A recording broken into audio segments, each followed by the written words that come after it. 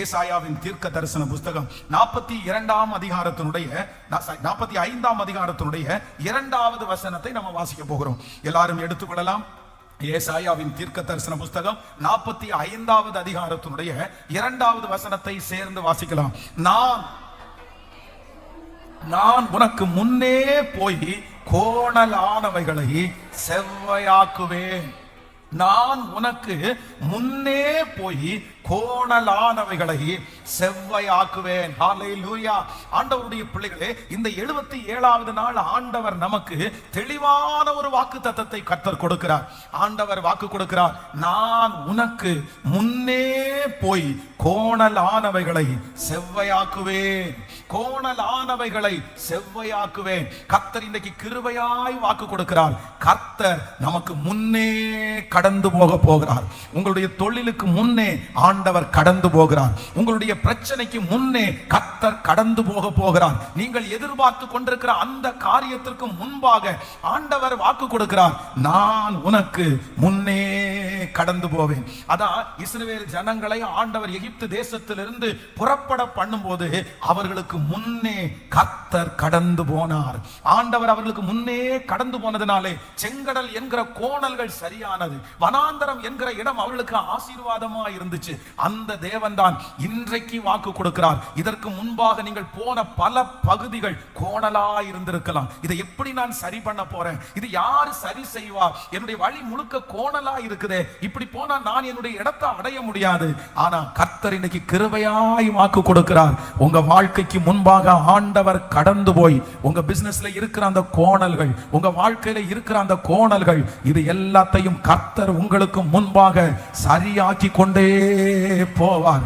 ஆண்டவர் சரி செய்து கொண்டே போவார். கர்த்தர் கிருபையாய் வாக்கு கொடுக்கிறார். இனி நீங்கள் அந்த வழியாய் நடந்து போகும்போது கோணலான பாதையிலே அல்ல, உங்களுக்காக சரியாக்கப்பட்ட அந்த வழியாய் கர்த்தர் உங்களை கொண்டு போவார் என்று நம்புறவங்க கரங்களை தட்டி கர்த்தருக்கு மகிமைப்படுத்தலாம்.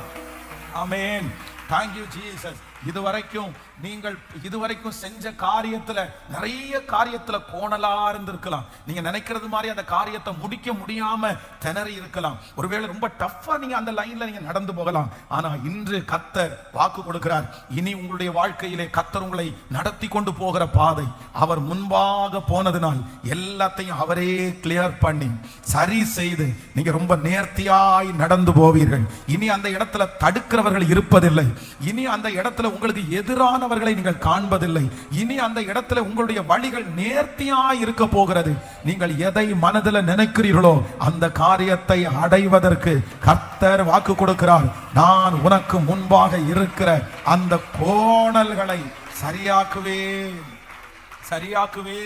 உன்னுடைய வாழ்க்கையில முன்னாடி இருக்கிற கோணல்களை சரியாக்குகிற கர்த்தர். ஆண்டவருடைய பிள்ளைகளே, ஆண்டவர் இந்த இடத்துல வாக்கு கொடுக்கிறாரு, நான் உனக்கு முன்னே போய்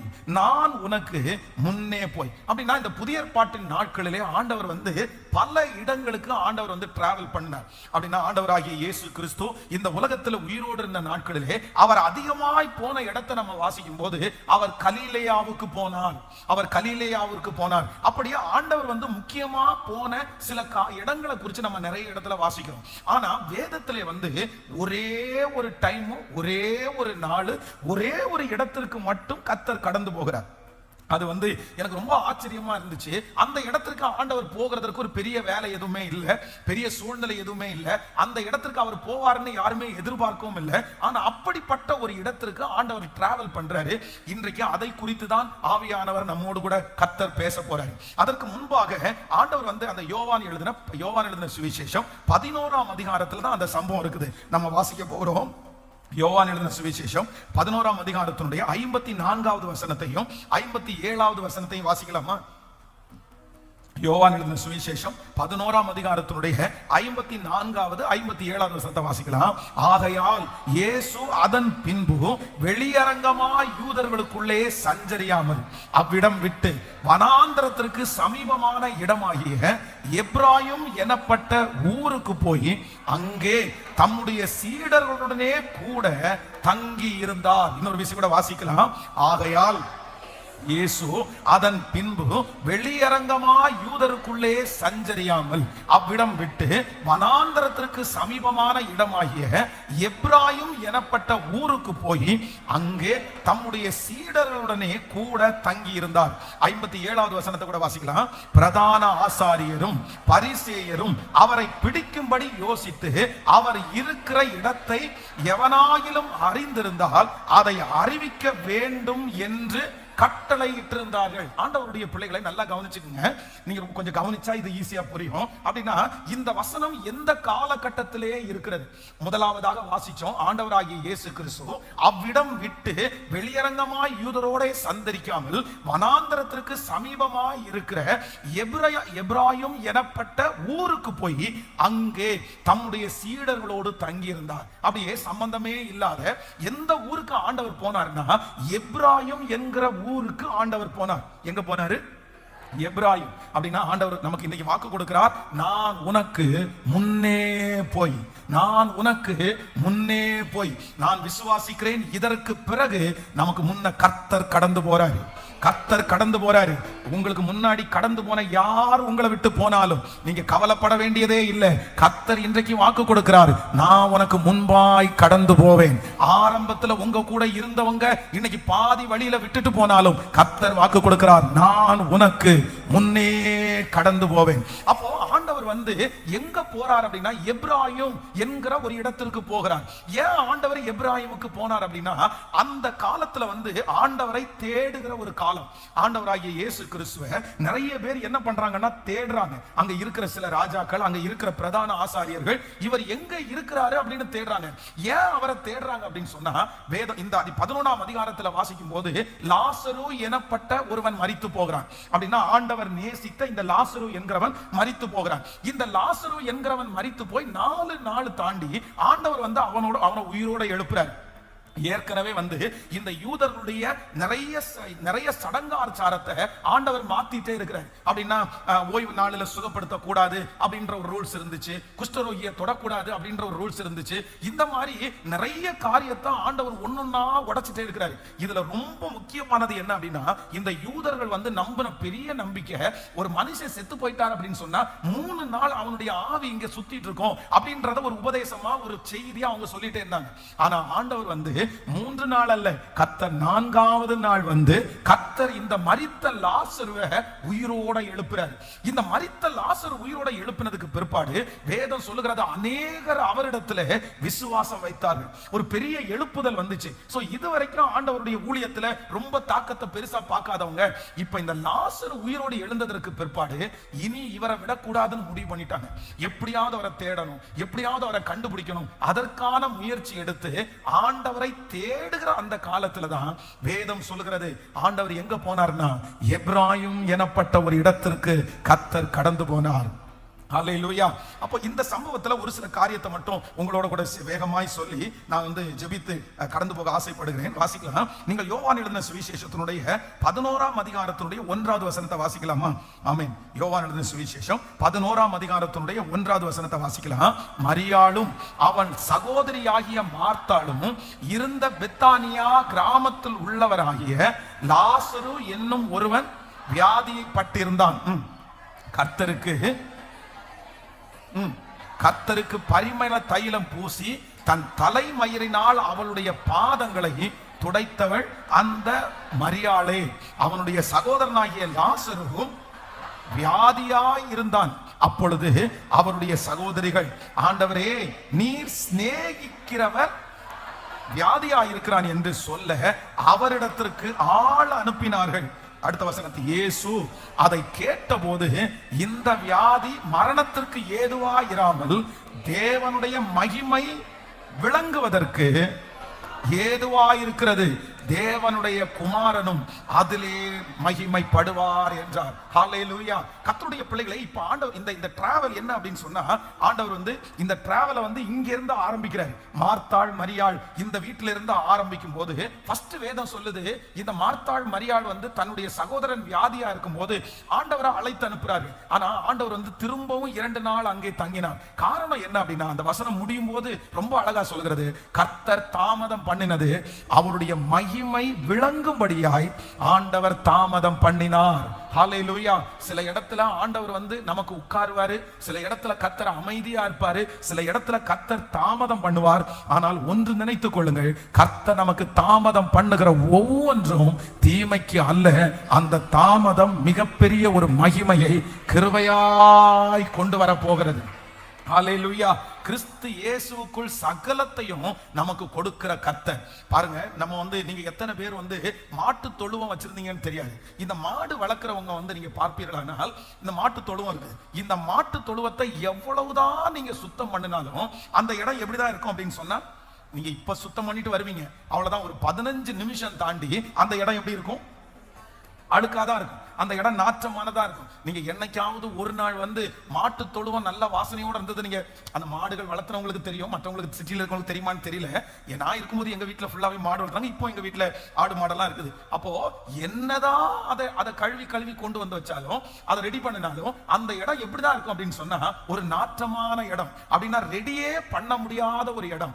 அந்த இடத்துலதான் வேதம் சொல்லுது, யார் பிறந்தா அப்படின்னா ஆண்டவராகிய இயேசு கிறிஸ்து மாட்டு தொழுவத்தை தெரிந்து கொண்டார். காரணம் என்ன அப்படின்னா, நம்மளை கர்த்தர் உன்னதமான இடத்துல வைக்கிறதற்காக தான். கர்த்தர் யாரும் சரி பண்ண முடியாத ஒரு இடத்தை கர்த்தர் தெரிந்து கொண்டு நம்மை ஒரு உன்னதமான இடத்திலே வைக்கும்படியாக தான் கர்த்தர் அதை தெரிந்து கொண்டார். ஹல்லேலூயா. அப்போ இந்த மார்த்தாள் மரியாளுடைய வீட்டுல ஆண்டவர் வந்து இந்த சூழ்நிலையில ஒரு 3 இடத்துல ஆண்டவர் தங்குறார். அப்படியே அமைதியா இருக்கிறார். இந்த 3 இடத்துலயும் பாத்தீங்கன்னா, நம்பர் 1 முதலாவது இடத்துல அவர்களுடைய விசுவாசத்தை கர்த்தர் பெருக பண்ணுறாரு. நம்பர் 2 இரண்டாவது இடத்துல தன்னுடைய மகிமையை ஆண்டவர் விளங்க பண்ணுகிறார். 3வது இடத்துல அவருடைய வாக்குத்தத்தத்தை ஆண்டவர் தராரு. இப்போ அங்கிருந்து ஆண்டவர் டிராவல் பண்ணி இப்பதான் எங்க வர்றாருன்னா, எப்ராயிமிற்கு ஆண்டவர் வருகிறார். நான் நம்புகிறேன் கர்த்தர் எப்ராயிமிற்கு வருகிறார். இயேசு உங்களுக்கு முன்னே கடந்து போய் எப்ராயிமுக்கு ஆண்டவர் வருகிறார். எத்தனை பேர் விசுவாசிக்கிறீர்கள்? இந்த எப்ராயிம்ல இருக்கிற ஒரு 3 காரியத்தை உங்களோட சொல்லி நான் ஜெபித்து முடிக்கலாமா? வாசிக்கலாம். முதலாவதாக ஒரு வசனத்தை வாசிக்கலாம். ஆமென். இந்த எப்ராயிமை குறித்து வாசிக்கும் போது ஆதியாகமம் 41ஆம் அதிகாரத்தை எடுத்துக்கொள்ளுங்கள். ஆதியாகமம் 41ஆம் அதிகாரத்தினுடைய 52வது வசனத்தை வாசிக்கலாமா? 52வது வசனத்தை வாசிக்கலாம். ஆதியாகமம் 41ஆம் அதிகாரத்தினுடைய ஆமென் 52வது வசனம். நான் சிறுமைப்பட்டு இருந்த தேசத்தில் தேவன் என்னை பலுக பண்ணினார் என்று சொல்லி இளையவனுக்கு எப்ராயிம் என்று பெயரிட்டான். இன்னொரு கூட வாசிக்கலாம். நான் சிறுமைப்பட்டிருந்த தேசத்திலே தேவன் என்னை பலுக பண்ணினார் என்று சொல்லி இளையவனுக்கு எப்ராயிம் என்று பெயரிட்டான். கைகளை அசைத்து ஒரு ஹல்லேலூயா சொல்லலாம். ஆமென். நம்பர் 1 முதலாவதாக இந்த எப்ராயிம் அப்படின்ற பேர் எங்க உண்டாகுது அப்படின்னு சொன்னா, வேதம் சொல்லுது, நான் சிறுமைப்பட்டிருந்த தேசத்தில் தேவன் என்னை பெருக பண்ணினார். அந்த எப்ராயிம்ல தான் யார் வந்திருக்கிறார்னா, இப்போ ஆண்டவராகிய இயேசு கிறிஸ்து வந்திருக்கிறார். நான் விசுவாசிக்கிறேன், நமக்கு முன்பாய் கடந்து போய் கோணலை செவ்வையாக்குகிற கர்த்தர் நாம் சிறுமைப்பட்டிருந்த தேசத்தில் நம்மை பெருக பண்ணுகிறவராய் கர்த்தர் விளங்க போகிறார். நான் விசுவாசிக்கிறேன், இந்த ஜெபத்திற்கு பிற்பாடு ஆண்டவருடைய வருகை தாமதிக்குமானால், கர்த்தர் வருகிற ஆண்டும் சரி இனி போகிற ஆண்டும் சரி, நீங்க எந்த இடத்திலே சிறுமைப்பட்டீர்களோ, நீங்க எந்த இடத்திலே அவமானப்பட்டீர்களோ, நீங்கள் எந்த இடத்திலே ஒடுக்கப்பட்டீர்களோ, நீங்க எந்த இடத்துல வாய் திறவாத ஒரு மனுஷனை போல் இருந்தீர்களோ, எந்த இடத்திலே உங்களுடைய நியாயங்களை கூட சொல்ல முடியாம இருந்தீங்களோ, கர்த்தர் வாக்கு கொடுக்கிறார். அதை ஆண்டவர் எப்ராயிமாய் மாற்றி நீ சிறுமைப்பட்டிருந்த தேசத்திலே பெருக பண்ண போகிறார். நல்ல கரங்களை தட்டி ஆமென். Thank you Jesus, thank you Jesus. சிறுமைப்பட்டிருந்த அந்த இடத்தை கர்த்தர் சிறப்பாய் மாற்றுகிறார். ஹல்லேலூயா. கர்த்தர் எங்க வர்றார் அப்படின்னு சொன்னா, எப்ராயிமுக்கு வருகிறார். எப்ராயிம் என்கிறது முதல் ஆசீர்வாதம் என்ன அப்படின்னா, சிறுமைப்பட்ட இடத்திலே கர்த்தர் என்னை பெருக பண்ணினார். இது சீக்கிரமாய் நடக்க போகிறது.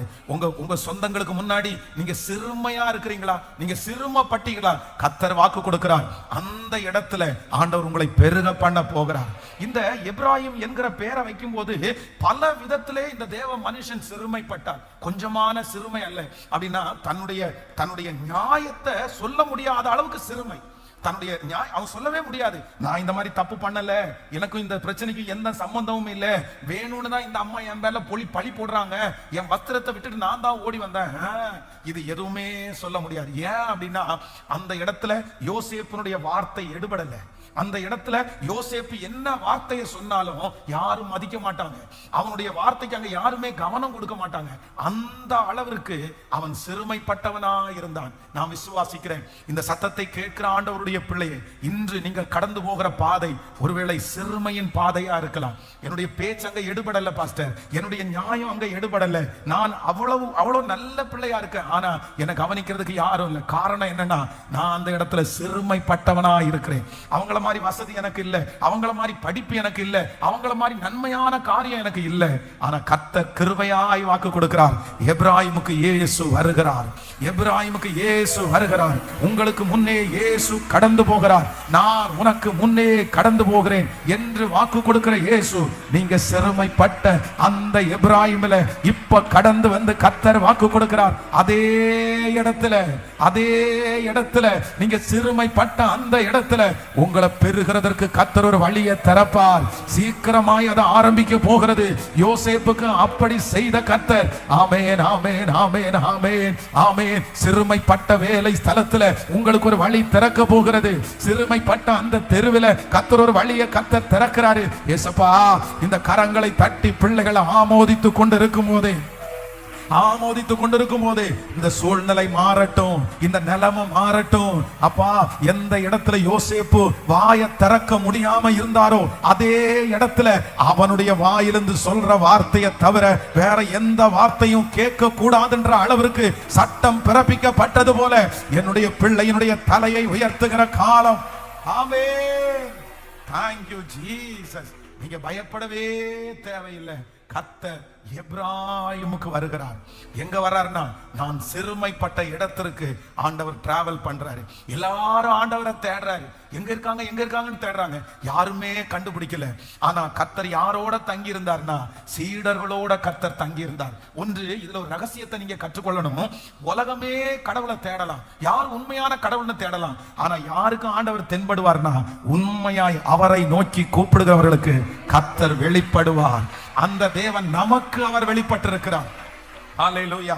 நம்பர் 1, நமக்கு முன்னே கடந்து போகிறவர் எப்ராயிமுக்கு போகிறார். இந்த எப்ராயிம் அப்படின்றது சிறுமைப்பட்ட தேசத்திலே கர்த்தர் என்னை பலுக பண்ணினார். விசுவாசிக்கிறீர்களா? எத்தனை பேர் விசுவாசிக்கிறீங்க? கர்த்தர் என்னை பலுக பண்ண போகிறார். சோ நம்பர் 2, இரண்டாவதாக இன்னொரு வசனத்தை வாசிக்கலாம். ஆதியாகமத்திலே நம்ம 48வது அதிகாரத்தினுடைய ஆதியாகமம் 48ஆம் அதிகாரம் 19வது வசனத்தை வாசிக்கலாமா? 48ஆம் அதிகாரத்தினுடைய 19வது வசனத்தை எல்லாரும் சேர்ந்து வாசிக்கலாம். ஆமென். அவன் தகப்பனோ தடுத்து அது எனக்கு தெரியும், என் மகனே எனக்கு தெரியும், இன்னும் இவனும் ஒரு ஜன கூட்டம் ஆவான், இவனும் பெருகுவான், இவனுடைய தம்பியோ இவனிலும் அதிகமாய் பெருகுவான், அவனுடைய சந்ததியார் திரளான ஜனங்கள் ஆவார்கள் என்றான். நீங்க அப்படியே 20வது வசனத்தை கூட வாசிக்கலாமா? ஆமென். இவ்விதமாக அவன் அன்றைய தினம் அவர்களை ஆசீர்வதித்து, தேவன் உன்னை எப்ராயிமை போலவும் மனாசையை போலவும் ஆக்குவாராக என்று இஸ்ரவேல் உன்னை முன்னிட்டு வாழ்த்துவார்கள் என்று சொல்லி எப்ராயிமை மனாசைக்கு முன்னே வைத்தான். ஹல்லேலூயா. கைகளை அசைத்து ஒரு ஹல்லேலூயா. ஆண்டவருடைய பிள்ளைகளே, ஆண்டவர் வந்த இந்த எப்ராயிமுக்கு இரண்டாவது ஒரு blessing இருக்குது. முதலாவது இந்த எப்ராயிமுக்கு ஒரு blessing இருக்கு. என்ன blessing அப்படின்னா, சிறுமைப்பட்ட தேசத்திலே கர்த்தர் அவனை பெருக பண்ணினார். இந்த இடத்துல இந்த எப்ராயிம் அப்படின்றது அப்படின்னா, யாக்கோபு ரொம்ப ஏஜ் ஆயிடுச்சு. அவன் இப்ப யோசேப்பு, இந்த சமூகம் தெரியும், யோசேப்பை பார்க்கிறான். ஒன்ன ஆண்டவர் பார்க்க வச்சது இல்லாம உன் பிள்ளைகளையும் ஆண்டவர் என்ன பண்ணிட்டாரு? பார்க்க வச்சுட்டாரு அப்படின்னு சொல்லிட்டு உடனே அந்த 2 பிள்ளைகளையும் ஆசீர்வதிக்கிறதுக்கு தனக்கு முன்பாக கொண்டு வந்து நிறுத்துறாங்க. அப்போ கொண்டு வந்து நிறுத்தும் போது இவருக்கு என்னன்னா கண்ணு அந்த அளவுக்கு தெரியல. இவர் வந்து தலை மேல கையை வைக்கிறாரு. வச்ச உடனே யோசேப்பு வந்து என்ன பண்றாருன்னா அந்த கையை எடுத்து மாத்தி வைக்கிறாரு. நீங்க தப்பா நீங்க பிளஸ் பண்றீங்க, நீங்க வந்து இவனை தான் ஃபர்ஸ்ட் ஆசீர்வதிக்கணும், இவன் அடுத்தவன் தான் அப்படின்னு சொல்லும் போது அவங்க அப்பா என்ன சொல்றாரு அப்படின்னா, எனக்கு அவர் ரொம்ப ஏஜ் ஆன உடனே இந்த மனுஷன் மகன் என்ன நினைக்கிறான்னா, அப்பா நமக்கு பொதுவாகவே அப்படிதானே, பிள்ளைங்க 2 பேர் இருக்கிறாங்கன்னா சில பிள்ளைங்க ஹைட் ஒரே மாதிரி இருப்பாங்க, அவங்களுடைய கலர் எல்லாமே ஒரே மாதிரி இருப்பாங்க. அண்ணன் தம்பியை நம்ம வித்தியாசம் கண்டுபிடிக்கவே முடியாது. சில வீட்டுல பாருங்கன்னா அக்கா வந்து தங்கச்சி மாதிரி இருப்பாங்க, தம்பி வந்து அண்ணன் மாதிரி இருப்பாங்க. நம்ம நிறைய இடத்துல அந்த மாதிரி வீட்டுல அப்படி பார்த்துருக்கோம், அவ்வளவு கண்டுபிடிக்க முடியாது. அப்போ யோசேப்பு என்ன நினைக்கிறார் அப்படின்னா, நம்ம அப்பா தெரியாம கை வைக்கிறாரு, இவன் தான் மூத்தவன் இவன் தான் சின்னவன் அவர் நினைச்சிட்டாரு அப்படின்னு நினைச்சா அவங்க அப்பா சொல்றாரு, அப்படியெல்லாம் கிடையாது, நான் தெரியாம எல்லாம் நான் வைக்கல, நான் எப்படி வைக்கிறேன்னா நான் ஒரு விஷனோட தான் கையை வச்சிருக்கிறேன். நீ வந்து என்ன நினைக்கிறேன்னா இவன் தான் முன்னாடி இவன் பின்னாடின்னு நினைக்கிற, ஆனா எப்ராயிமை நான் எங்க வைக்கிறேன்னா எல்லாருக்கும் முன்பாகவும் நான் எப்ராயிமை வைக்கிறேன் என்று கர்த்தர் எப்ராயிமை முன்பாக ஆண்டவர் வைத்தார். நான் விசுவாசிக்கிறேன் உங்க பட்சத்துல கர்த்தர் இன்றைக்கு வருகிறார், உனக்கு முன்பாக கர்த்தர் இன்றைக்கு வருகிறார். அவர் வாக்கு கொடுக்கிறார், நான் எப்ராயிமை முன்பாக வைத்தேன். உங்க குடும்பத்திற்கு கர்த்தர் உங்களை முன்னாடி வைக்க போறாரு, உங்க தெருவில் கர்த்தர் உங்களை முன்னாடி வைக்க போறாரு. கர்த்தர் வாக்கு கொடுக்கிறார், பின்னான இடத்திலிருந்து உங்களை கர்த்தர் எடுத்து ரொம்ப ஸ்லோவா ஓடிட்டு இருக்கிற உங்களை எடுத்து இதுவரைக்கும் ஒரு முன்னேற்றத்தையும் பார்க்காம ரொம்ப பின்னுக்கு தள்ளின உங்களை இந்த 100 days ஜெபம் முடியும் போது தேவன் எடுத்து உங்களை முன்னாடி கொண்டு வந்து வைக்க போறாரு. கர்த்தர் வாக்கு கொடுக்கிறார், இல்ல வெகு சீக்கிரத்திலே அவர்களை பார்க்கலாம் ஆண்டவர் முன்னாடி உங்க குடும்பத்துல இருக்கிற பிள்ளைய ஆண்டவர் முன்னாடி வைப்பாரு, உங்க இளைய மகனை ஆண்டவர் முன்னாடி வைப்பாரு, அந்த ஞானம் இல்லாத பிள்ளைய ஆண்டவர் முன்னாடி வைப்பாரு. கர்த்தர் வாக்கு கொடுக்கிறார், எத்தனை பேர் உங்களோடு போட்டியிட்டாலும், எத்தனை பேருடைய ஆண்டவர் ஆமென் உங்களை சுற்றி இருக்கிறவர்களுக்கு தயவு கிடைச்சாலும் பரலோக தேவனுடைய தயவு இன்றைக்கு உங்களுக்கு கிடைக்குது. இந்த 77வது நாள் எப்ராயிமுக்கு டிராவல் பண்ணி வருகிற கர்த்தர் வாக்கு கொடுக்கிறார், நான் எப்ராயிமுக்கு வந்ததுக்கு ஒரு நோக்கம் உண்டு, அவனை முன்பாக நான் வைக்க போகிறேன். Thank you Jesus, thank you Jesus, hallelujah. என்னை எல்லாருக்கும் முன்னணியிலே வைக்கிற கர்த்தர். விசுவாசிக்கிறீர்களா? அப்படியே கைகளை மேல உயர்த்தி சொல்லுங்க, Thank you Jesus, thank you Jesus, hallelujah, amen. பிந்தினோரை, பிற்படுத்தப்பட்டவர்களை, பின்னாடி இருக்கிறவர்களை கர்த்தர் முன்னாடி கர்த்தர் கொண்டு போக போறாரு. நிறைய பேர் நீங்க சாட்சி சொல்லுவீங்க, ஆமென், இத்தனை நாட்களாக ஒரு வீடு வாங்குறதுக்கு ட்ரை பண்ணி உங்களால முடியல, இத்தனை நாட்களாக ஒரு வருமானத்துக்காக யோசிச்சு முடியல, ஆனா உங்களை விட பின்னாடி வந்தவங்க அதை வாங்கிட்டாங்க, உங்களை விட பின்னாடி வந்தவங்க அந்த இடத்துல போய் உட்கார்ந்துட்டாங்க, உங்களை விட பின்னாடி வந்தவங்க ரொம்ப வேகமா முன்னாடி ஓடிட்டு இருக்காங்க. நீங்க நிறைய பேர் கேட்கறீங்க, ஆண்டவரே என்றைக்கு ஆண்டவரே, என்றைக்கு ஆண்டவரே, அவர்கள் எல்லாரும் இவ்வளவு முன்னாடி ஓடிட்டு இருக்கும் போது நான் மட்டும் இவ்வளவு பின்னாடி ஓடிட்டு இருக்கிறேனே, நீர் எனக்கு எப்ப செய்ய போறீங்க? ஆனா இஸ்ரவேலின் ஜெயபலமானவர் இன்றைக்கு கிருபையாய் வாக்கு கொடுக்கிறாரு, இல்ல இல்ல சீக்கிரமாய் கர்த்தர் உங்களை முன்பாக நம்புறவங்க நல்ல கைகளை தட்டி ஜெபிச்சு ஜெபிச்சு, எப்ராயிமே எப்ராயிமே நான் உன்னை முன்பாக வைப்பேன். ஹalleluya. தேவனால் தெரிந்து கொள்ளப்பட்ட எப்ராயிமோட ஆண்டவர் பேசிட்டே இருக்கிறார். நமக்கு நிறைய பேருக்கு ஆண்டவர் வாக்கு கொடுத்திருக்கிறார். நம்ம நிறைய பேர் யார் அப்படின்னா எப்ராயிம். ஆண்டவர் வந்து நம்மை கைப்பிடித்து பழக்கினவர் கர்த்தர், உங்களை சின்ன வயசுல இருந்து தூக்கி எடுத்தவர் கர்த்தர். ஆமென். மதிக்கப்படாத நம்மை கர்த்தர் மதித்து கைப்பிடித்து எடுத்தவர். இந்த சத்தத்தை கேட்கிற நிறைய பேர் மேல இருக்கிற அபிஷேகம், என்ன அபிஷேகத்தை கர்த்தர் உங்க மேல வச்சிருக்கிறார்னா எப்ராயிமுடைய அபிஷேகத்தை கர்த்தர் வைத்திருக்கிறார். நீங்க தான் எப்ராயிம். ஆண்டவர் உங்களை எப்ராயிமா கர்த்தர் தெரிந்து கொண்டிருக்கிறார். இந்த 100 days ஜெபத்துல நீங்க உணர்ந்து கொள்ளுவீங்க, நீங்க யாருன்னு உணர போறீங்கன்னா கர்த்தர் உங்களை எப்ராயிமை போல கர்த்தர் உங்களை ஆசீர்வதிக்க போறாரு. எப்ராயிமை போல ஆண்டவர் உங்களை இது நிச்சயம், இது நிச்சயம், இது நிச்சயமாய் நடக்கும். சோ நம்பர் 1, முதலாவதாக இப்ராயிமுடைய தலையின் மேல் இருந்த ஃபர்ஸ்ட் ஆசீர்வாதம் என்ன அப்படின்னா, சிறுமைப்பட்ட தேசத்திலே பலுக பண்ணவர் எப்ராயிம். நம்பர் 2, இரண்டாவது எப்ராயிம் மேல இருந்த இரண்டாவது ஆசீர்வாதம் என்ன அப்படின்னு சொன்னா, கர்த்தர் அவனை எங்க வச்சார் அப்படின்னா முன்னே கர்த்தர் வைத்தார். கர்த்தர் முன்னே வைத்தார். நீங்க நிச்சயமா என்ன ஆவீங்கன்னா கர்த்தர் உங்களை முன்னாடி தான் கர்த்தர் வைப்பார். கர்த்தர் எல்லாருக்கும் முன்னாடி கர்த்தர் வைப்பார். ஆமென். நம்முடைய சொந்தத்துக்கு முன்னாடி கர்த்தர் முன்னாடி வைக்க போறாரு. நமக்கு ஒரு பந்தி கர்த்தருக்கு ஆயத்தப்படுத்த போறாரு. நீங்க முன்னாடி வருவீங்க, நீங்க முன்னாடி ஓடுவீங்க. பின்னாடி ஓடிட்டு இருக்கிற உங்களை கர்த்தர் முன்னாடி ஓட வைப்பார். வெகு சீக்கிரமாய் குதிரை யுத்த நாளுக்காக ஆயத்தமாக்கப்படும். ஜெயமோ கர்த்தரால் வரும். உங்க பிள்ளைங்க முன்னாடி ஓட போறாங்க, உங்க குடும்பம் முன்னாடி ஓட போகுது. ஹல்லேலூயா. இன்னைக்கு இருக்கிற சூழ்நிலையை பார்க்க வேண்டாம். இன்னைக்கு பின்தங்கிய நிலைமையில இருக்கலாம். இயேசுவே, இயேசுப்பா, இயேசுப்பா. இப்போ அந்த அனாயிண்டிங் எப்ராயிம் மேல இறங்கட்டும், எப்ராயிம் மேல இறங்கட்டும். ஆண்டவரே, உங்களுடைய வருகை தாமதிச்சா, உங்க வருகை தாமதிச்சா, அடுத்த வருஷம் இதே போல ஒரு ஜெபத்தை வைக்கும் போது எங்க பிள்ளைங்க சொல்லணும், கர்த்தர் இப்ப என்ன முன்னாடி ஓட பண்ணினார், நான் முன்னாடி ஓடுறேன். ஓ ஹல்லேலூயா. பிந்தினோரை முந்தினோராய் மாற்றுகிற தேவன். ஆமென். கிருபையாய் கர்த்தர் நடத்துகிறவர். ஹல்லேலூயா. நம்பர் 3, மூன்றாவதாக இந்த எப்ராயிமுக்கு ஆண்டவர் போனார். இந்த எப்ராயிம் இடத்துல இருந்த மூன்றாவது காரியம் நியாயாதிபதிகளின் புஸ்தகம் 7ஆம் அதிகாரத்தினுடைய 25வது வசனத்தை வாசிக்கலாமா? ஆமென். நியாயாதிபதிகளின் புஸ்தகம் 7ஆம் அதிகாரத்தினுடைய 25வது வசனத்தை வாசிக்கலாம். மீதியானியரின் 2 அதிபதிகளாகிய ஓரேபையும் சேபாவையும் பிடித்து ஓரேப் என்னும் கன்மலையின் மேலும் சேப்பி எனப்பட்ட ஆலையிலும் கொன்று போட்டு மீதியானியரை துரத்தி ஓரேப் சேப் என்பவர்களின் தலைகளை யோர்தானுக்கு இக்கரையில் இருந்து கிதியோனிடத்திற்கு கொண்டு வந்தார்கள். அடுத்த வசனத்தை கூட வாசிக்கலாம்.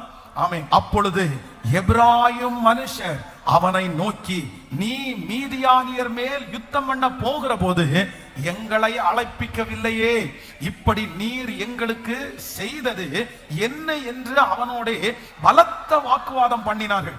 அதற்கு அவன், நீங்கள் செய்ததற்கு நான் செய்தது எம்மாத்திரம்?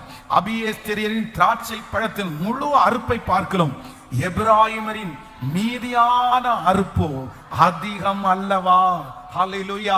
இந்த சூழ்நிலை உங்களுக்கு தெரியும்னு நினைக்கிறேன். அப்படின்னா இந்த கிதியோன் வந்து என்ன பண்றாரு அப்படின்னு சொன்னா, யுத்தத்திற்காக புறப்படுகிறார். அப்போ யுத்தத்திற்கு புறப்படும் போது எல்லா கோத்திரத்துல இருக்கிற ஆட்களையும் தெரிஞ்சு கொண்டார். எல்லாருமே இவர்களோட சேர்ந்து யுத்தத்துக்கு போறாங்க. ஆனா யாரை விட்டுட்டாங்க அப்படின்னு சொன்னா, இந்த எப்ராயிமை மட்டும் அவங்க என்ன பண்ணனா கூப்பிடவே இல்லை.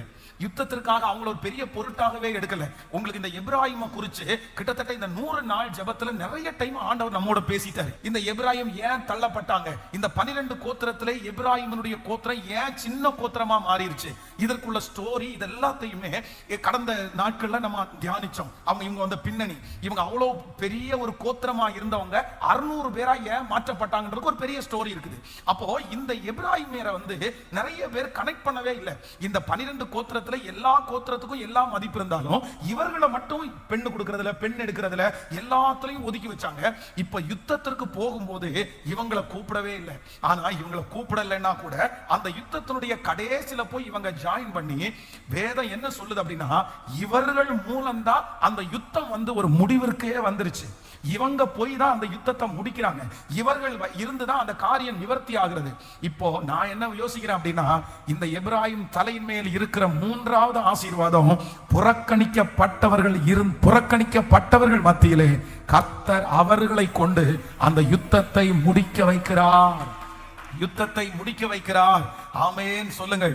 வேண்டாம் என்று உதறினார்கள், வர வேண்டாம் என்று நினைத்தார்கள். ஆனா அந்த யுத்தம் யாரால முடிவுக்கு வருதுன்னா, கர்த்தர் இந்த எப்ராயிமியராலே கர்த்தர் அதை முடிவிற்கு கொண்டு வருவதற்கு வல்லவராய் இருக்கிறார். கர்த்தர் இன்றைக்கு 3வது எப்ராயிமா இருக்கிற உங்கள் மேலும் என் மேலும் கர்த்தர் ஒரு ஆசீர்வாதத்தை கர்த்தர் வைத்திருக்கிறார்.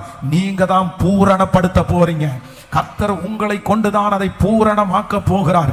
நீங்க போய் நிற்கும் போதுதான் அந்த இடம் பூரணமாக போகிறது. நீங்க இல்லாம செய்யலான்னு நினைக்கிறாங்க, நீங்க வேண்டான்னு நினைக்கிறாங்க, நீங்க பிரயோஜனம் இல்லைன்னு நினைக்கிறாங்க, உங்களை கலட்டி விட்டுட்டு செய்யலான்னு நினைக்கிறாங்க. நீங்க அந்த இடத்துல இருக்கிறது நிறைய பேர் விரும்பல. ஆனா கர்த்தர் வாக்கு கொடுக்கிறார், ஒரு காலம் வரும் மகளே, மகனே, ஒரு காலம் வரும். அந்த இடத்துல கர்த்தர் உங்களை கொண்டு போய் நிறுத்தி, ஆமே, உங்களை பூரணப்படுத்துகிறவரா அந்த இடத்துல நீங்க நின்னாதான் அந்த காரியத்துக்கு முடிவு வரும். நீங்க போய் நின்னாதான் அங்க சமாதானம் வரும். கர்த்தர் அப்படிப்பட்ட ஒரு அபிஷேகத்தை எப்ராயிமராகிய நம்மேல் கர்த்தர் வைத்திருக்கிறதற்காய் கைகளை தட்டி ஆமென், ஆமென், ஆமென், ஆமென். Thank you Jesus, thank you Jesus, hallelujah. புறக்கணிக்கப்பட்ட எப்பிராயீமியரை கர்த்தர் எப்படி மாத்தினார் அப்படின்னு சொன்னா, பூரணமாக்குறவர்களாய் கர்த்தர் மாற்றுகிறார். அவங்கதான் அந்த காரியத்தை முடிக்கிறவர்களாய் கர்த்தர் மாற்றினார். முழு பொறுப்பையும் கர்த்தர் யாருடைய கையில கொடுத்தார்னா, எப்பிராயீமினுடைய கையில கர்த்தர் தந்தார். விசுவாசிக்கிறீர்களா? அப்படியே கைகளை உயர்த்தி ஒரு நாள் கர்த்தர் இந்த ஆசீர்வாதத்தை என் தலையின் மேலும் என் பிள்ளைகள் தலையின் மேலும் கர்த்தர் வைப்பாராக. ஜெபம் பண்ண அந்த காரியம் நடக்கிறது, கர்த்தர் நடக்கிறது. ஹல்லேலூயா. இன்னைக்கு உங்களை வெறுக்கிறாங்க, இன்னைக்கு நீங்க வேண்டான்னு நினைக்கிறாங்க, இன்னைக்கு நீங்க இல்லாம இருந்தா நல்லா இருக்கும்னு நினைக்கிறாங்க, இன்னைக்கு உங்களை பாரமா நினைக்கிறாங்க, இன்னைக்கு உங்களை பாரமா நிறைய பேர் நினைக்கிறாங்க, இன்னைக்கு நீங்க உங்களுடைய பிரசன்ஸ நிறைய பேர் விரும்பல, உங்களை அழைக்கல நிறைய பேர், நீங்க வராம இருக்கிறத தான் அவங்க முன்னாடியே வைக்கிறாங்க. ஆனா கர்த்தர் வாக்கு கொடுக்கிறார், இந்த நிலைமையை நான் சீக்கிரமா மாற்றுவார், இந்த சூழ்நிலையை ஆண்டவர் சீக்கிரமா மாற்றுவார். உங்களுக்கு தான் ஃபர்ஸ்ட் அழைப்பு வரும், உங்களுக்கு தான் ஃபர்ஸ்ட் தேடல் வரும். காரணம் என்னன்னா, அந்த இடத்தை பினிஷ் பண்ணி வைக்க போகிறவங்க நீங்க தான், அந்த இடத்தை பூர்த்தியாக்க போறவங்க நீங்க தான். அந்த இடத்துல நீங்க இல்லாம நிறைவு வராது. உங்களை விட்டுட்டு அதை செய்ய முடியாது, உங்களை அவாய்ட் பண்ணிட்டு அதை பண்ண முடியாது. அந்த மாதிரி ஒரு வளர்ச்சியை கர்த்தர் தருவதற்கு நல்லவரா இருக்கிறார். முடியுமா? நான் நம்புறேன், இன்னைக்கு நீங்க எந்த டேட்ல அவைலபிளா இருக்க மாட்டீங்களோ அந்த டேட்டை பார்த்து சூஸ் பண்ணலாம். சிலர் பாருங்க, நம்ம மேல இருக்கிற வெறுப்பை எப்படி பயன்படுத்துவாங்க தெரியுமா? எந்த நாளில நம்ம இல்லையோ அந்த நாளில, ஏன்னா நம்மளை கூப்பிடாம இருக்கவும் முடியாது, ஒருவேளை நம்ம கூப்பிட்டா வந்துருவோமோன்னு நினைச்சு அவங்க அந்த மாதிரி சிச்சுவேஷன் பார்ப்பாங்க. இவன் வரக்கூடாது, இந்த குடும்பம் வரக்கூடாது, அதுக்கு என்ன பண்ணுவாங்கன்னா அழகா பிளான் பண்ணுவாங்க. பிளான் பண்ணிட்டு நம்ம அவைலபிளே இல்லாதது மாதிரி, நீங்க வரவே கூடாதது மாதிரி ஒரு சூழ்நிலை அவங்க உண்டாக்கி கடைசியில என்ன சொல்லுவாங்க தெரியுமா? ஆமா உங்களுக்கு அந்த மாதிரி ஒர்க் இருக்குல்ல. ஆனா அவங்களுடைய இன்டென்ஷன் என்ன அப்படின்னா, நம்ம அங்க தேவையில்லை, நம்ம அவங்க வர வேண்டாம். ஆனா ஆண்டவர் எப்படி மாத்துவார் தெரியுமா? ஒரு நாள் வரும், அவங்க ஃபர்ஸ்ட் நம்மகிட்ட தான் போன் பண்ணி கேட்பாங்க, நீங்க அவைலபிளா, நீங்க ரெடியா இருக்கிறீங்களா, நீங்க வைக்க முடியுமா? அந்த மாதிரி ஒரு சூழ்நிலையை மாத்துறதற்கு கர்த்தர் வல்லவரா இருக்கிறார். கைகளை அசைத்து ஒரு ஹல்லேலூயா. இந்த ஊழியம் ஆரம்பிக்கிற புதுசுல பாத்தீங்கன்னா இந்த மாதிரி இந்த மாதிரி பண்றதை நிறைய நான் பார்த்திருக்கிறேன். அப்படின்னா பொதுவாக ஒரு திருச்சபைக்கு வர்றவங்க நிறைய திருச்சபையில அவங்க மெம்பர்ஷிப்பா இருப்பாங்க. பொதுவாக இப்ப பெண்டிகால் சர்ச்சில் ஒரு மெம்பர்ஷிப்பா இருக்காங்கன்னா, சிஎஸ்ஐ திருச்சபையில ஒரு மெம்பர்ஷிப்பா இருப்பாங்க, ஆர்சி சர்ச்சில் ஒரு மெம்பர்ஷிப்பா இருப்பாங்க. ஆனா ஆராதனைக்கு வருவாங்க, எல்லாத்துலயும் அட்டன் பண்ணுவாங்க. ஆனா எதுக்கு விடுவாங்க? கல்யாணம்னு ஒண்ணு வந்துருச்சுன்னா எதை மறந்துடுவாங்க சொல்லுங்களேன். நான் அந்த மாதிரி நிறைய அனுபவத்துக்குள்ள போயிருக்கேன். அப்படின்னா சர்ச்சில் அவ்வளவு நெருக்கமா இருப்பாங்க, அவ்வளவு எல்லாத்துலயும் கலந்துக்குவாங்க. அவங்க மெம்பர்ஷிப்பா இல்லைன்றதே நமக்கு தெரியாது, அவங்க அப்படியேதான் இருப்பாங்க. திடீர்னு கல்யாணம் வச்சிருக்கிறோம் பாஸ்டர் அப்படின்னு பத்திரிகையை கொண்டு நீட்டுவாங்க. என்ன கேட்காம எங்க நடக்குது, யார் வச்சிருக்கா அப்படின்னு கேட்டா, இல்ல உங்களை கூப்பிட முடியாது, நீங்க வரவும் முடியாது. அந்த மாதிரி நிறைய இடங்கள்ல நான் அது மனசு கஷ்டமா இருக்கும் அந்த நேரத்துல. சரி, இந்த மாதிரி நம்மளை அவாய்ட் பண்றாங்களே, நம்மகிட்ட ஒரு வார்த்தை இவங்க சொல்லாம விட்டுட்டாங்களே, நம்ம என்ன பண்ண போயிடுறோம், நம்ம இல்லைன்னா கூட பரவாயில்லன்னு நினைக்கிறாங்களே அப்படின்னு அப்போ அந்த 50 பேர் 100 பேர் இருக்கும்போது அப்படிலாம் நினைச்சிருக்கிறேன். ஆனா இப்போ காலம் அப்படியே மாறி இப்ப என்ன பண்ணுவாங்க அப்படின்னு நிறைய ஆண்டவர் என்னன்னா, நிறைய பேர் பாஸ்டர் இந்த மாதிரி ஒரு மேரேஜ் வச்சிருக்கிறோம், பட் எங்களுடைய டேட் எதுவுமே நாங்க கேட்கல, நீங்க எந்த டேட்ல அவைலபிளா இருக்கிறீங்களோ அந்த டேட்டை சொல்லுங்க, அந்த டேட்ல நாங்க என்ன பண்ணலாம்னா புக் பண்ணலாம். அப்போ நான் விசுவாசிக்கிறேன், இந்த எபிராயும் எனக்கு நிறைவேறி இருக்குது. இப்ப நான் எபிராயும், இப்ப நான் உங்களுக்கு பிரசங்கம் பண்றேன், நீங்களும் அந்த எபிராயுமா மாற போறீங்க. நீங்களும் அவாய்ட் பண்ணப்பட்ட அந்த இடத்துல ஆமென். அவங்க வேணும்னு பண்ணாங்க, வேணான்னு பண்ணாங்க, சூழ்நிலை அவங்கள பண்ண வச்சிருச்சு. அதை நம்ம ரொம்ப பெரிய விஷயமா எடுத்துக்க முடியாது. அதுக்காக எல்லாருமே இங்கதான் கல்யாணம் பண்ணணும் அப்படின்னு நம்ம சொல்ல முடியாது. அவங்களுடைய சூழ்நிலை, அவங்களுக்கு ஒரு நல்ல மாப்பிள்ளை அமைஞ்சிருச்சு, நல்ல பொண்ணு அமைஞ்சிருச்சு, அவங்க கல்யாணம் பண்ணிக்கலாம். ஆனா என்னன்னா, கொஞ்சம் ஜென்டலா அப்படி நடந்துக்கலாம் அப்படின்றது என்னுடைய ஒப்பீனியன். அதுக்காக அவங்க கெட்டவங்க கிடையாது, சூழ்நிலை அவங்கள மாத்திருச்சு. ஆனா அது எனக்கு என்ன மாறிடுச்சு, அது என்ன கஷ்டப்படுத்திருச்சு. அது என் மனசை, நம்மள அவாய்ட் பண்றாங்களோ, நம்ம அந்த அளவுக்கு வளரலையோ, நம்ம அந்த அளவுக்கு ஊழியம் செய்யலையோ அப்படின்ற அளவுக்கு வந்துச்சு. அந்த ஒரு எண்ணத்தை கூட கர்த்தர் பார்த்து மனசுல வச்சிருந்து, நீ ஏன்டா அப்படி நினைக்கிற, நீ எப்ராயிம்டா, நீ எப்ராயிம், நீ என்னால் அழைக்கப்பட்ட எப்ராயிம், உன்னை முதன்மையான இடத்திலே, புறக்கணிக்கப்பட்ட அந்த இடத்திலே பூரணமானவனாய் வைப்பதற்கு நல்ல கரங்களை தட்டி கர்த்தரை முழு பலத்தோட கூட ஹல்லேலூயா. உங்களை வைக்காம இருப்பாரா? இனி நான் விசுவாசிக்கிறேன், வெகு சீக்கிரத்துல ஒண்ணு நடக்க போகுது. நீங்க போய் நின்னாதான் அந்த காரியம் கம்ப்ளீட் ஆகும், நீங்க போய் நின்னாதான் அந்த காரியம் முடிவிற்கு வரும். நீங்க போன உடனே எல்லாத்தையும் கத்தர் அப்படிப்பட்ட ஒரு தலைமைத்துவத்தை கத்தர் நம்ம ஒவ்வொருவர் மேலும் உங்க ஆபீஸ்ல அது நடக்க போகிறது. நீங்க வேலை செய்கிற இடத்துல நிச்சயமாய் அது நடக்கும். நீங்க குடியிருக்கிற இடத்துல நடக்கும். உங்களை அவாய்ட் பண்ண இடத்துல கத்தர் உங்களை நிறுத்தாம ஆண்டவர் போகவே மாட்டாரு. நீங்க இல்லாம செய்ய முடியாது. ஹalleluya, ஆமென். எனக்கு குறித்ததை நிறைவேற்றுகிறவர்,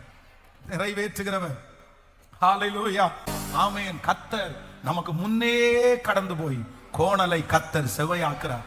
ஆண்டவர் எங்க போனாராமா?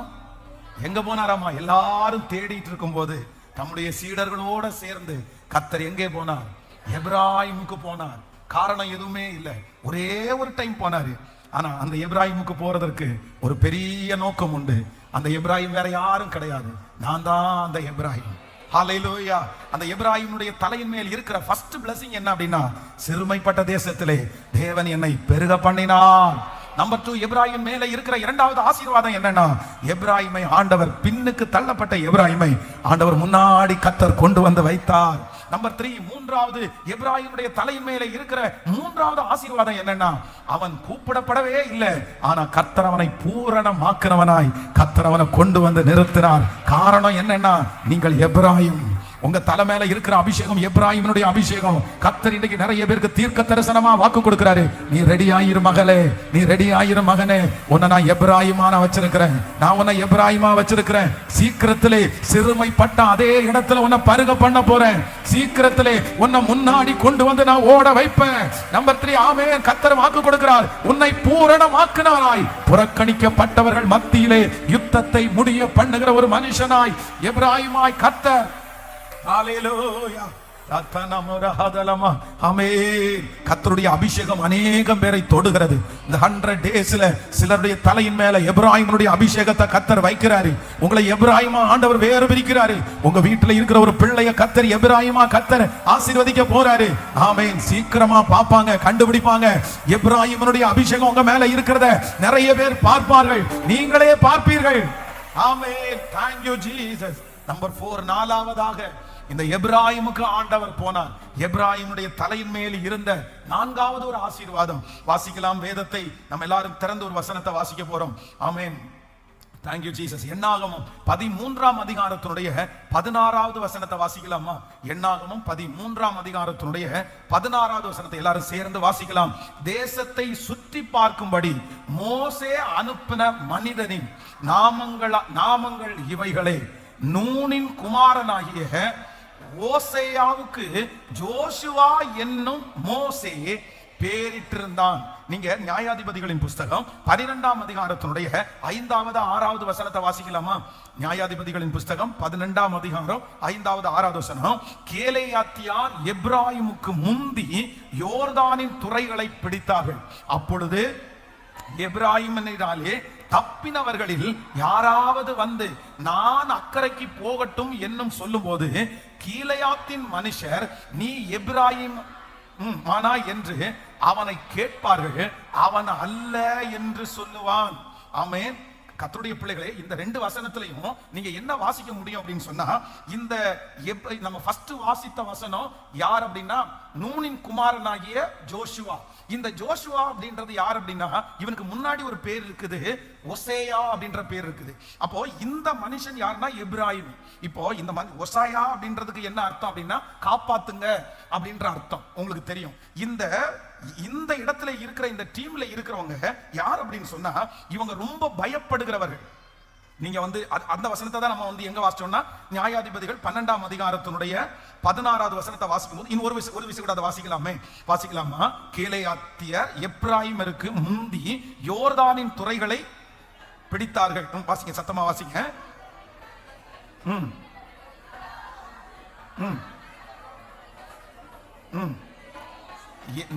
நீ எப்ராயிமனா என்று அவனை கேட்பார்கள், அவன் அல்ல என்றால். அடுத்த வசனத்தை கூட வாசிக்கலாம். நீ அப்பொழுது அவன் அப்படியே உச்சரிக்க கூடாமல் சீபலோத் என்பான். அப்பொழுது அவனை பிடித்து யோர்தான் துறையிலே வெட்டி போடுவார்கள். அக்காலத்திலே எப்ராயிமில் 40,000 பேர் விழுந்தார்கள். நல்லா கவனிச்சுக்கங்க. இதை நீங்க வீட்டுல போய் கொஞ்சம் டைம் முடிஞ்சிச்சு, நீங்க தெளிவாய் போய் நீங்க வாசிக்கும் போது என்ன சொல்லுது அப்படின்னு சொன்னா, ஒருத்தன் கூப்பிட்டு ஒரு காரியத்தை சொல்லுவான். யார்ட்டனா? எப்ராஹிம் இடத்துல சொல்லுவான். இந்த எப்ராஹிம்ல இருக்கிறவர்கள் பயந்து போய் அந்த வார்த்தையை என்ன பண்ணுவாங்கன்னா உளறி சொல்லுவாங்க. அவங்க உளறி அப்படி சொல்லிட்டாங்கன்னா அந்த இடத்திலேயே அவர்கள் சங்காரமாக்கப்படுவார்கள், அவங்கள கொன்றுவாங்க. அப்படின்னா பயத்தினுடைய உச்சத்துல பேசவே தெரியாதவங்க யாரு? எப்ராஹிம். பயப்பட்டாங்கன்னா பொதுவாகவே நமக்கு நிறைய பேருக்கு இந்த உச்சரிப்பு அப்படின்றது சிலருக்கெல்லாம் வராது. அவங்களுக்கு என்னதான் சொன்னாலும் திரும்ப திரும்ப அதை எத்தனை டைம் சொன்னாலுமே அந்த வார்த்தை அவங்களுக்கு எப்படிதான் வரும்னா அப்படிதான் வரும். அந்த வார்த்தை, சில வார்த்தைகள் இருக்கிறது மாறவே மாறாது. அப்போ இந்த எப்ராஹிமருக்கு பயத்தினுடைய உச்சத்துல அவர்களால என்ன பண்ண முடியாதுன்னா பேச கூட முடியாது. ஆனா அந்த எப்ராஹிம் கோத்திரத்திலிருந்து ஜோஷுவா என்கிற ஒரு மனுஷனை கர்த்தர் எழுப்புறாரு. அதனாலதான் அவன் பயந்து போகிறான். அப்பொழுது கர்த்தர் வாக்கு கொடுக்கிறார், நான் மோசையோடு இருந்தது போல உன்னோடும் இருப்பேன், நான் உன்னை விட்டு விலகுவதும் இல்லை, உன்னை கைவிடுவதும் இல்லை. கர்த்தர் சொல்கிறார், பலன் கொண்டு திடமனதாயிரு, திகையாதே, கலங்காதே, நீ போகும் இடமெல்லாம் நான் உன் கூட இருப்பேன். அப்போ பொதுவாகவே இந்த எப்ராஹிமர் ரொம்ப பயப்படுகிறவங்க, அவங்களுக்குள்ள நிறைய பயம் இருக்கும். அந்த வம்சத்திலிருந்து வந்த இந்த ஜோஷுவாவுக்கும் அவ்வளவுதான் பயம் இருக்குது. அதனாலதான் கர்த்தர் அவனை தட்டி கொடுக்கிறாரு. ஆனா இந்த பயப்பட்ட ஜோஷுவாவுக்கு ஆண்டவர் கொடுக்கிற ஆசீர்வாதம் என்னன்னா 31 ராஜாக்களை அழித்து தலைவனாக மாற்றுகிற ஒரு அபிஷேகத்தை கர்த்தர் கிருபையாய் தந்தார். பயப்படுகிற எப்ராஹிமரை கர்த்தர் தலைவனாய் அபிஷேகம் பண்ணினார். நான் விசுவாசிக்கிறேன், நீங்களும் நானும் தேவனால் தெரிந்து கொள்ளப்பட்ட எப்ராஹிம், தேவனால் தெரிந்து கொள்ளப்பட்ட எப்ராஹிம். இன்னைக்கு சரியா பேச கூட முடியாம இருக்கலாம், பயத்தின் மிகுதியில என்ன பேசுறதுன்னு தெரியாம இருக்கலாம். ஆனா கர்த்தர் சீக்கிரமாய் ஒரு நாள் கர்த்தர் வர வைப்பார்.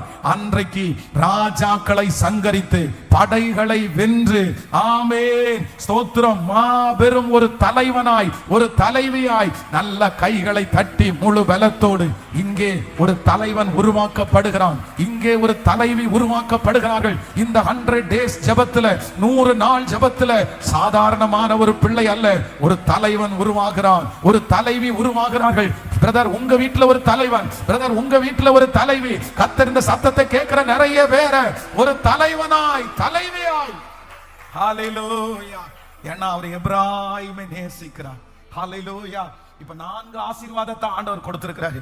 இந்த 4 காரியத்திற்காக இன்னைக்கு ஜெபிக்க போறோம். ஆமென். ஆண்டவர் கர்த்தர் வாக்கு கொடுக்கிறார், நான் உனக்கு முன்னே போய் கோணலானவைகளை செவ்வையாக்குவேன். திடீரென்று ஆண்டவரை தேடிட்டு இருக்கும் போது கர்த்தர் எழும்பி இப்ப எங்க போவோம்னு கர்த்தர் சொல்றாருன்னா நம்ம எப்ராஹிமுக்கு போவோம், நம்ம எப்ராஹிமுக்கு போவோம். ஒரே ஒரு டைம், இந்த ஒரு டைம் தான் எப்ராஹிமுக்கு ஆண்டவர் கடந்து போனார். ஆனா கர்த்தர் கடந்து போனதுக்கு ஒரு காரணம் உண்டு.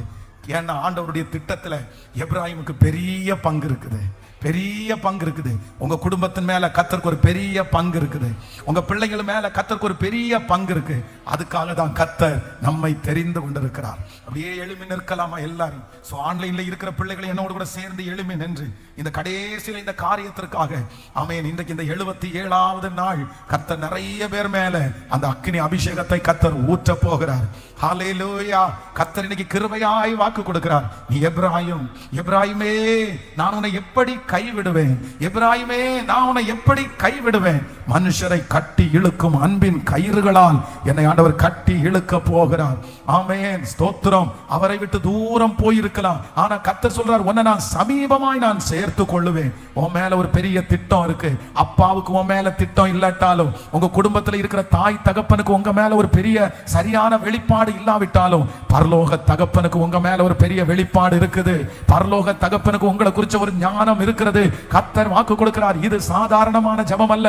இந்த 100 days ஜெபத்துல எப்ராஹிமாய் உங்க தலையை கர்த்தர் நிமிர பண்ண போறாரு. ஆமென். நம்முடைய ஜெபத்திற்கு ஆண்டவர் பதில் கொடுப்பார் அப்படின்ற நம்பிக்கை நமக்கு நிறைய பேர் இருக்குது. ஆனா அதனால தான் நம்ம நிறைய பேர் ஜெபம் பண்றோம். ஆனா அதே நேரத்தில் நம்முடைய கிரியையினால நம்ம நிறைய பேர் வெளிப்படுத்துறதே இல்லை. ஆனா நம்ம என்ன பண்ணணும்னா, நம்ம ஜெபிக்கிற நம்ம கர்த்தர் அந்த அற்புதத்தை செய்வார் என்று நம்ம முழு நம்பிக்கையோட விசுவாசிக்கணும். ஆமென். அவரால் செய்ய முடியாத அதிசயமான காரியங்கள் ஒன்றும் இல்லை. அவர் எங்க போனாராமா? அவர் எங்க போனார்? அவர் எப்ராஹிமுக்கு அவர் போனார். ஏன் ஆண்டவர் எப்ராஹிமுக்கு போனாருன்னா 4 blessing இருக்கு எப்ராஹிமுக்கு. இப்ப எல்லாரும் அதை ஒன்னொன்னா நம்ம அறிக்கை செய்து என்ன பண்ண போறோம்னா சுதந்தரித்து கொள்ள போகிறோம். ஆண்டவருடைய வருகை தாமதிச்சா நெக்ஸ்ட் இயர் அவ்வளவுதான். இந்த வருஷம் நாளைக்கு 1ஆம் தேதி நமக்கு ஸ்டார்ட் ஆகுது.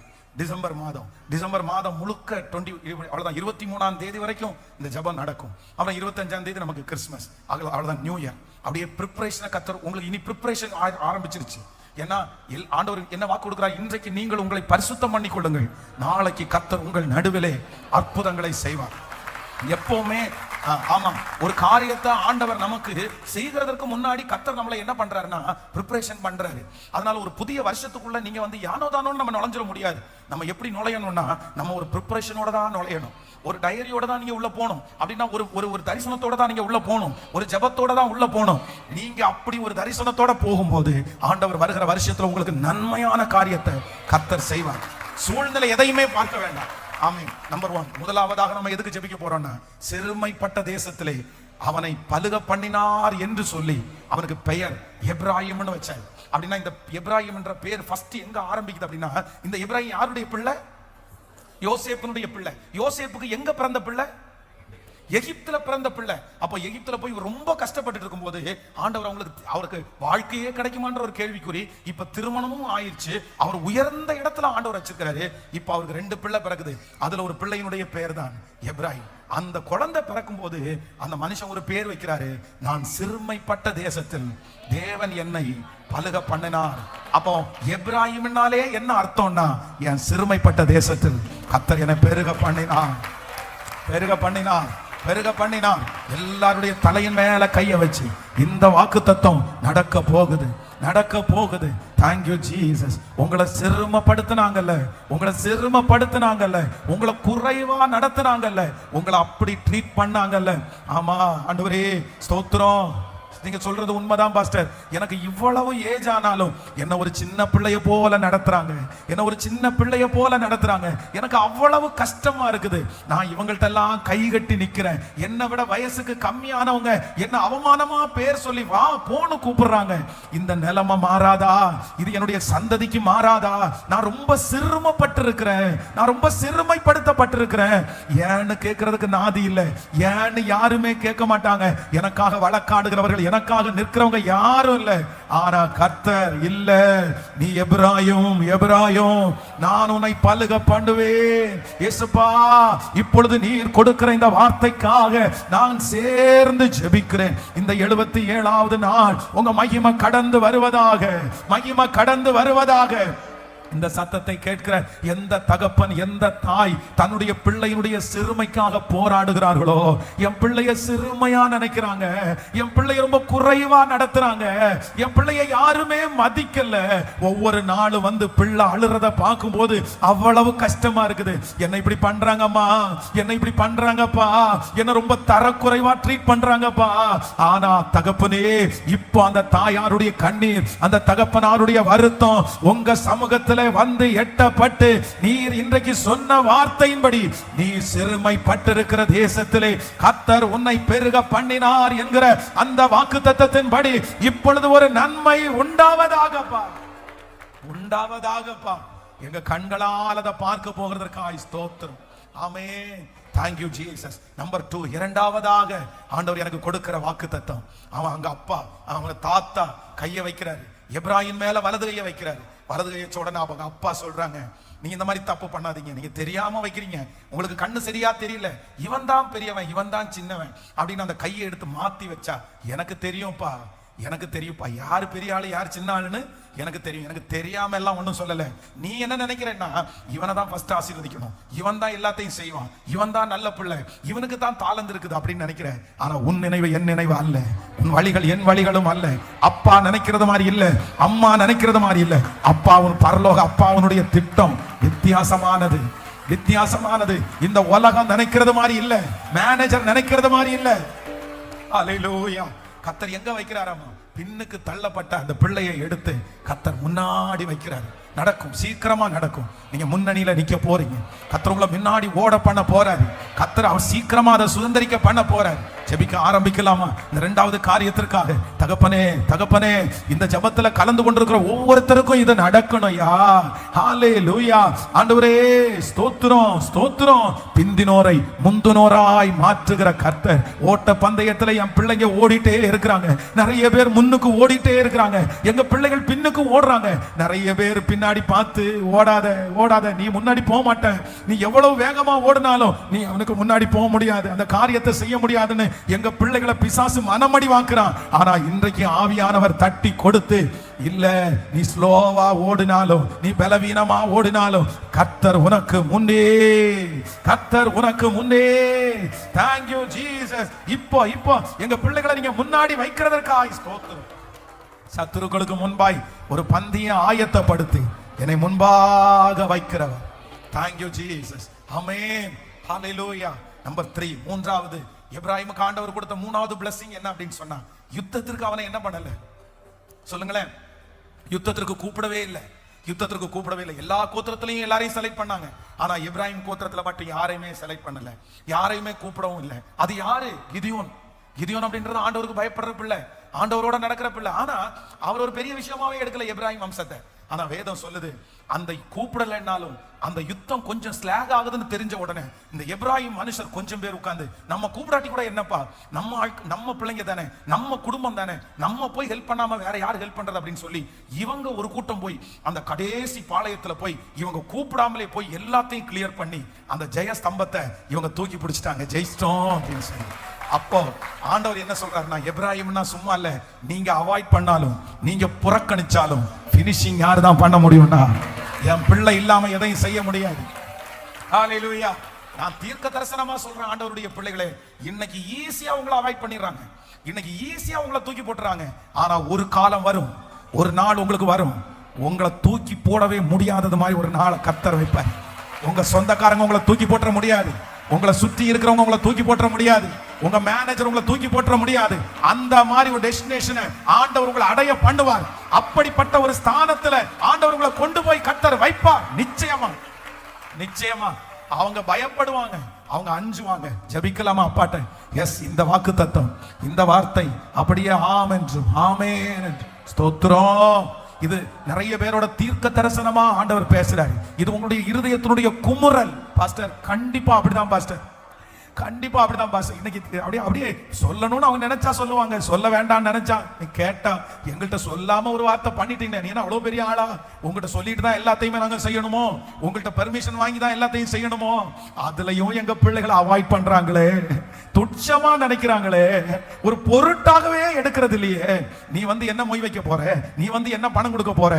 இல்லப்பா, இல்லப்பா, இந்த எப்ராஹிமை புறக்கணிக்க முடியாது, இந்த எப்ராஹிமை புறக்கணிக்க முடியாது, என் மகளை புறக்கணிக்க முடியாது, என் மகனை புறக்கணிக்க முடியாதுன்னு சொல்ற ஒரு நாளை ஸ்தோத்திரம் நீர் கொண்டு வருகிறதற்காய், அந்த அபிஷேகத்தை கர்த்தர் வைக்க போகிறதற்காய் நன்றி. ஹalleluya. ஆமென். கடைசியாக ஆமென், இந்த எப்ராஹிம் மேல ஆண்டவர் வச்சிருக்கிற 5வது blessing என்ன அப்படின்னு சொன்னா, பேசவே தெரியாது அப்படின்னா யாராவது ஒருத்தர் மிரட்டினாங்கன்னா என்ன பண்ணிடுவாங்கன்னா உளர ஆரம்பிச்சிருவாங்க. அப்படி உளறி நிறைய பேர் இறந்தும் போயிருக்கிறாங்க. அந்த மாதிரி ஒரு டீம் தான் இந்த டீம். ஆனா அதுல இருந்து கர்த்தர் பயப்படுகிற ஒரு ஜோஷுவாவை ஆண்டவர் எழுப்பி கர்த்தரவனை என்னவா மாத்துறாருன்னா தலைவனாய் கர்த்தர் மாற்றினார். அதுவும் சாதாரணமான தலைவனாய் அல்ல, 31 ராஜாக்களை ஜெயிச்சு தேசத்தை பங்கிடுகிற தலைவனாய் கர்த்தர் ஜோஷுவாவை மாத்தினார். ஹalleluya. ஆமென். கர்த்தர் பயத்தை மாத்தி, எல்லா பயத்தையும் கர்த்தர் மாற்றி, எல்லா சிறுமையும் கர்த்தர் மாற்றி ஒரு லீடர்ஷிப்ல கர்த்தர் உங்களை கொண்டு வர போறார். இந்த 100 டேஸ்ல நான் இந்த 100 நாள் ஜெபத்துல கர்த்தர் என் மூலமா பேச வைக்கிறது சாதாரணமான ஒரு கூட்டத்துக்கு இல்ல, ஒரு தலைவன் கூட்டத்திற்கு, ஒரு தலைவி கூட்டத்திற்கு. எஸ், கர்த்தர் உங்களை அப்படிதான் வச்சிருக்கிறாரு, கர்த்தர் உங்களை அப்படிதான் மாற்ற போறாரு. Thank you Jesus. ஹalleluya. தகப்பனே, இஸ்ரவேலின் ஜெயபலமானவரே, இஸ்ரவேலின் ஜெயபலமானவரே, நித்திய கிருபையுடன் இறங்குகிற தெய்வமே, மகா பெரிய பிரபுவே, இந்த 77 நாட்களும் நீர் சொன்ன வார்த்தை, ஒரு நாள் சொன்ன வார்த்தையே எங்க தலை மேல வந்துச்சுன்னா எங்க ஆயுசு காலத்துக்கு அது போதும் ஆண்டவரே.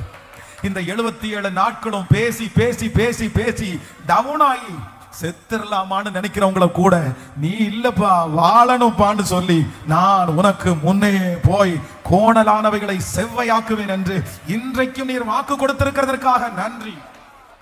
இஸ்ரவேல் ஜனங்களுக்கும் கோசே நாட்டில் இருக்கிற ஜனங்களுக்கும் ஒரு வித்தியாசத்தை கொடுத்தீங்க. இந்த 100 days ஜெபத்துல இருக்கிற பிள்ளைகளுக்கு ஒரு வித்தியாசத்தை நீங்க தரணும் ஆண்டவரே, ஒரு வித்தியாசத்தை தரணும் ஆண்டவரே. எத்தனையோ பேர் புதிய வருஷத்துக்குள்ள காலடி எடுத்து வைப்பாங்க, கோடிக்கணக்கான ஜனங்கள் காலடி எடுத்து வைப்பாங்க. ஆனா இந்த ஜெபத்துல காலடி எடுத்து வைக்கிறவங்களுடைய காலடி வித்தியாசமா இருக்கணும், மகிமையா இருக்கணும், நீங்க கூட இருக்கிறதா இருக்கணும். சாதாரணமாய் அல்ல, பல வருஷத்தினுடைய தீமைகள், பல வருஷத்தினுடைய துக்கங்கள் மாறுகிற ஆண்டாய் மாறுகிறதற்கு கர்த்தர் பிள்ளைகளை நீங்க ஆமென் பலப்படுத்துவதற்காக ஸ்தோத்திரம், ஸ்தோத்திரம். ஆண்டவரே, உம்முடைய பிள்ளையாகிய நான் உம்முடைய பிள்ளைகளை மனதார ஆசீர்வதிக்கிறேன். நன்மையும் கிருபையும் தொடரட்டும் ஆண்டவரே. நாளைக்கு ஒரு புது மாதத்தை நாங்க ஆரம்பிக்க போறோம். லாஸ்ட் மந்த் கடைசி நேரத்துல அற்புதம் செய்வீங்க, கடைசி நேரத்துல அற்புதம் செய்வீங்க. அதனால இந்த மாசம் உங்க அற்புதம் பெருசா நாங்க பார்க்கட்டும் அப்பா. நன்றி. உங்க கிருபையின் கரத்தினால் எங்களை மூடிக்கொள்ளுவீராக. இந்த திருச்சபையை ஜெபத்தினால் தாங்குகிற ஆண்டவரே, பணங்களினால் தாங்குகிற ஒவ்வொரு பிள்ளைகளையும் கர்த்தர் ஆசீர்வதியும். எங்களுடைய இடத்திற்காக வாங்கப்பட்ட இந்த இடத்திற்காக ஆண்டவரை கட்ட வேண்டிய மீதி தொகைகளை அப்பா சீக்கிரமா நாங்க முடிச்சு அடுத்து திருச்சபை கட்டுமான பணிகளை ஆரம்பிக்கிறதற்கு ஆண்டவர் எங்களுக்கு ஒரு வழிவாசலை திறக்கிறதுக்கு உங்களுக்கு சித்தமானா, நீங்க முன்குறிப்பீர்களே, ஆனா நீங்க என்னைக்கு மனசுல நினைக்கிறீங்களோ அன்றைக்கு அந்த காரியங்களை கர்த்தர் கைகூடி வர பண்ணுகிறதற்காய் உமக்கு ஸ்தோத்திரம் அப்பா. உங்க பாதத்தை நான் முத்தம் செய்கிறோம். ஆன்லைன்ல லைவ்ல இருக்கிற பிள்ளைகளை கர்த்தர் ஆசீர்வதிங்க. இந்த சத்தத்தை கேட்கிற பிள்ளைகளை ஆசீர்வதிங்க. நன்மையும் கிருபையும் தொடரட்டும். இயேசுவின் மூலம் ஜெபம் எடுக்கிறோம் நல்ல பிதாவே, ஆமென். என் ஆத்துமாவே கர்த்தரை ஸ்தோத்திரி, என் முழுவதுமே பரிசுத்த நாமத்தை ஸ்தோத்திரி. என் ஆத்துமாவே கர்த்தரை ஸ்தோத்திரி. கர்த்தர் செய்த ஆமென் நம்முடைய ஆண்டவராகிய இயேசு கிறிஸ்துவின் கிருபை, பிதாவாகிய தேவனுடைய அன்பு, பரிசுத்த ஆவியானுடைய அந்யோன்ய ஐக்கியம் நம்மளோடு இன்றும் என்றும் சதா காலம் கூட இருப்பதாக. ஆமென். ஹல்லேலூயா. நான் அல்ல, இயேசுவே என்னில் வாழ்கின்றார்.